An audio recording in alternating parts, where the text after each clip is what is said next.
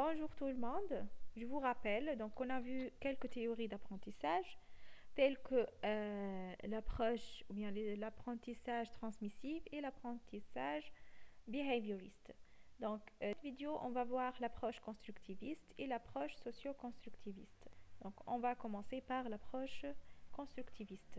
Le constructivisme s'appuie sur l'idée que la réalité du monde se construit dans la tête de l'individu à partir de son activité perspective sous forme de représentation mentale ou modèle du monde.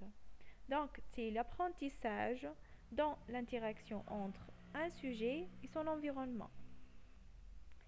Pour la répartition du rôle, donc l'enseignant a pour rôle d'enrichir les situations à soumettre à l'activité du sujet ou de l'apprenant, et l'apprenant doit construire des structures à partir de l'activité déployée sur l'environnement. Maintenant, on va voir l'approche socio-constructiviste. Donc, c'est l'écart existant entre le niveau actuel de l'enfant, bien de l'apprenant, c'est-à-dire ce qu'il est capable de produire seul, et son niveau potentiel, c'est-à-dire ce qu'il est capable de réaliser à l'aide de l'adulte. Donc, l'acquisition de connaissances passe par une interaction entre le sujet, la situation d'enseignement et les acteurs de la situation. On va voir la répartition du rôle. Donc, l'apprenant a pour rôle de résoudre un problème. Donc, le savoir est construit par l'apprenant. Pour l'enseignant, il doit organiser un milieu favorable pour l'apprentissage, choix de situation, l'organisation de travail en groupe, etc.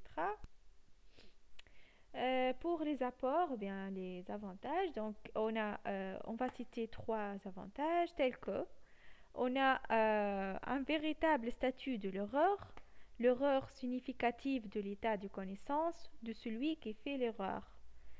Ainsi, elle prend en compte les conceptions ou les représentations des apprenants et on a la prise en charge du problème, c'est-à-dire donner du sens aux connaissances.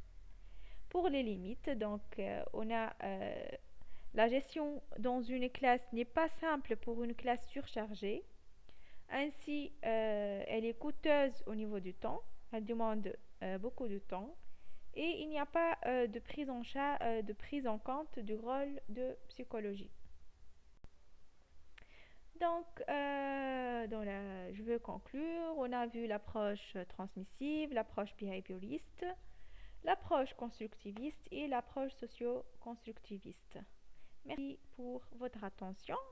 Si vous avez aimé la vidéo, n'hésitez pas de commenter et m'encourager par votre j'aime et votre abonnement.